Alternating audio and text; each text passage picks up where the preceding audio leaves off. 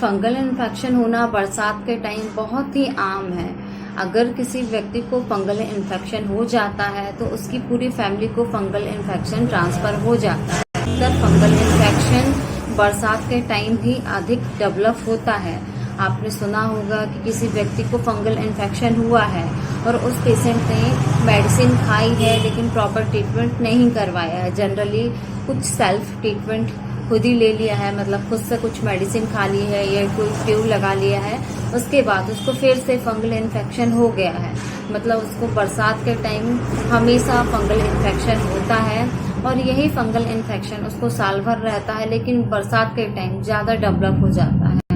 Fungal infection उसकी पूरी body में धीरे धीरे करके फैल जाता है, जिससे उसकी स्किन देखने में बहुत बेकार लगती है।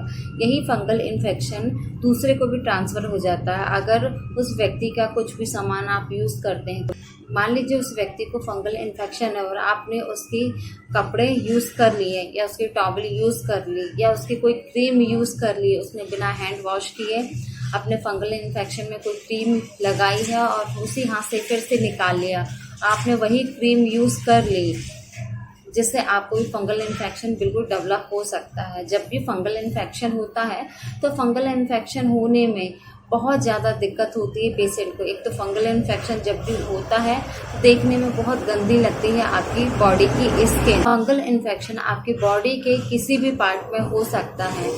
आपके बालों की जड़ों में फंगल इन्फेक्शन हो गया है और ये फंगल इन्फेक्शन बहुत ज़्यादा फैल गया है, जिसके कारण से आपको पूरा बाल की जड़ कवर हो गई है फंगल इन्फेक्शन से, जिसमें आपको बहुत ज़्यादा खुजली हो रही है, खुजली के साथ बहुत ज़्यादा जलन हो रही है, दर्द हो रहा है और ये आपको हमेशा बना रहता है और यही फंगल इन्फेक्शन धीरे धीरे करके फैलता जाता है। इसी तरह से मान लीजिए आपकी गर्दन में फंगल इन्फेक्शन हो गया है या फिर आपके फेस में फंगल इन्फेक्शन हो गया है, आपके प्राइवेट पार्ट में मतलब आपकी वेजाइना में फंगल इन्फेक्शन हो गया है, आपकी पीठ में फंगल इन्फेक्शन हो गया है, हाथ में हो गया है या फिर थाई में हो गया है। इसी तरह से आपकी बॉडी के किसी भी पार्ट में फंगल इन्फेक्शन हो गया है तो यही फंगल इन्फेक्शन आपकी पूरी बॉडी को कवर कर लेगा, जिससे आपको कोई आगे चलती स्किन डिसीज डेवलप हो सकती है। फंगल इन्फेक्शन डेवलप होने का बहुत ही कॉमन तरीका है पार्लर। जो मेंस पार्लर रहते हैं वो एक ही ब्लेड को यूज़ करते हैं हर एक व्यक्ति में, हर एक पर्सन में। एक व्यक्ति की उनने शेप की मतलब दाढ़ी बनाई या फिर उनके बाल काटे एक ही सीजर से, फिर उसी सीजर को उनने दूसरे व्यक्ति को भी यूज़ कर लिया, उसी रेज़र को उसने दूसरे व्यक्ति में यूज़ कर लिया दाढ़ी बनाने में, जिससे उसको फंगल इन्फेक्शन डेवलप हो गया। उसके बालों के जड़ों में भी हो गया, उसके फेस में भी फंगल इन्फेक्शन हो गया, उसके दाढ़ी में भी हो गया।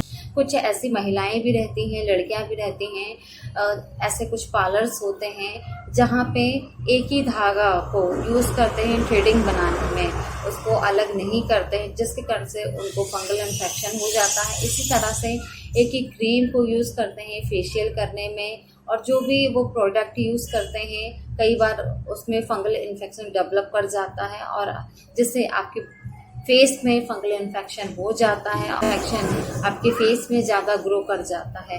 फंगल इन्फेक्शन ग्रो होने के बहुत सारे रीजंस होते हैं। फंगल इन्फेक्शन बरसात के टाइम बहुत ज़्यादा होता है। बरसात के टाइम बहुत ज़्यादा नमी रहती है।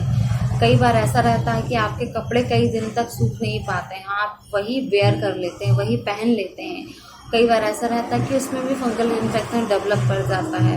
इसी तरह से आपके घर में कुछ सब्जियां रखी हैं, उसमें नमी आ गई है और कई दिनों से ऐसी पड़ी हुई है, आपने देखा नहीं है और बिना देखे आपने इसको यूज़ कर लिया, तो कई बार ऐसा रहता है कि वही फंगल इन्फेक्शन वाला आप कंज्यूम भी कर लेते हैं, मतलब उसी को आप सब्जी में खाने में यूज़ कर लेते हैं, जिससे आपकी बॉडी में फंगल इन्फेक्शन डेवलप हो जाता है। बरसात के टाइम फंगल इन्फेक्शन को रोकने के लिए आप कौन सी होम्योपैथिक मेडिसिन ले सकते हैं?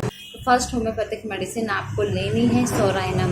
इसको लेना है आपको 30 पोटेंसी में और 2 टाइम लेना है। मॉर्निंग में 2 ड्रॉप लेना है और नाइट में 2 ड्रॉप लेना है और कंटिन्यू यूज़ करना है। नेक्स्ट मेडिसिन आपको लेनी है रक्सटॉक्स। रक्सटॉक्स भी से आप 30 पोटेंसी में यूज़ कर सकते हैं, बहुत ही इफेक्टिव मेडिसिन है।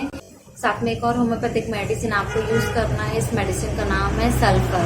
सल्फर आपको यूज़ करना है वीकली, मतलब 200 पोटेंसी में सिर्फ 2 ड्रॉप आपको यूज़ करना है। आपको यूज़ करना है ऑइंटमेंट। ये ऑइंटमेंट आपको जहाँ भी फंगल इन्फेक्शन हो गया वहाँ पे आपको लगाना है, जिससे आपकी बॉडी का फंगल इन्फेक्शन पूरी तरह से ठीक हो जाएगा।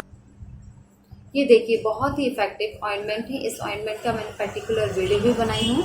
अगर ज़्यादा डिटेल जानना चाहते हैं इस ऑइंटमेंट के बारे में तो आप इस वीडियो को बिल्कुल देख सकते हैं।